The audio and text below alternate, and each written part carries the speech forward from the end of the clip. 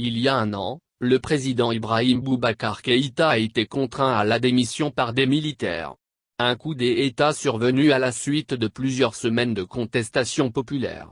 Un an, après son départ, qu'est-ce qui a changé sur le plan sécuritaire? Des spécialistes affirment que la situation demeure préoccupante et précaire.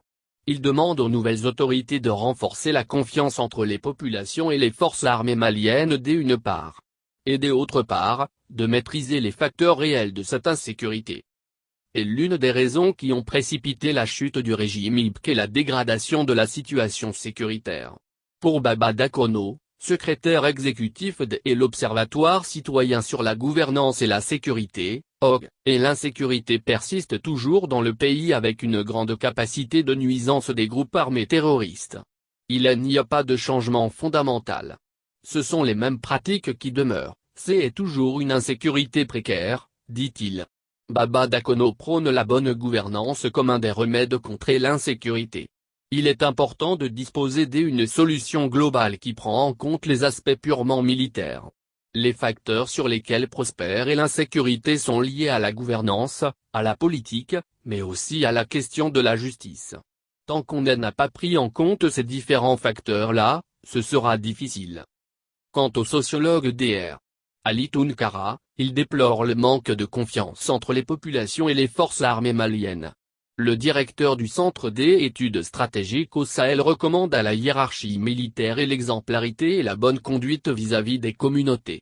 Les réponses apportées par les militaires restent limitées. Ce qui est extrêmement important aujourd'hui, c'est aider à accepter de faire des sacrifices d'abord en matière de conduite à tenir face aux Maliens, affirme-t-il.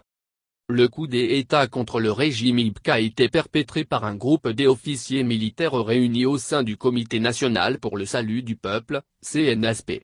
Un comité alors dirigé par l'actuel président de la transition colonel Assimi Goïta. Dans son adresse à la nation, le président de la transition, le colonel Assimi Goïta a déclaré que son ambition est de sécuriser le pays pour le développer, le doter de textes et des institutions crédibles pour instaurer une gouvernance vertueuse, réussir des élections transparentes aux résultats incontestables, raffermir la cohésion nationale. Dans le cercle des Ansongo, pour de nombreux habitants du cercle, le constat est amer sur le plan sécuritaire un an après la chute du président Ibrahim Boubacar Keïta. Ils estiment que l'insécurité ne fait que prendre de l'ampleur tant au nord qu'au centre du pays.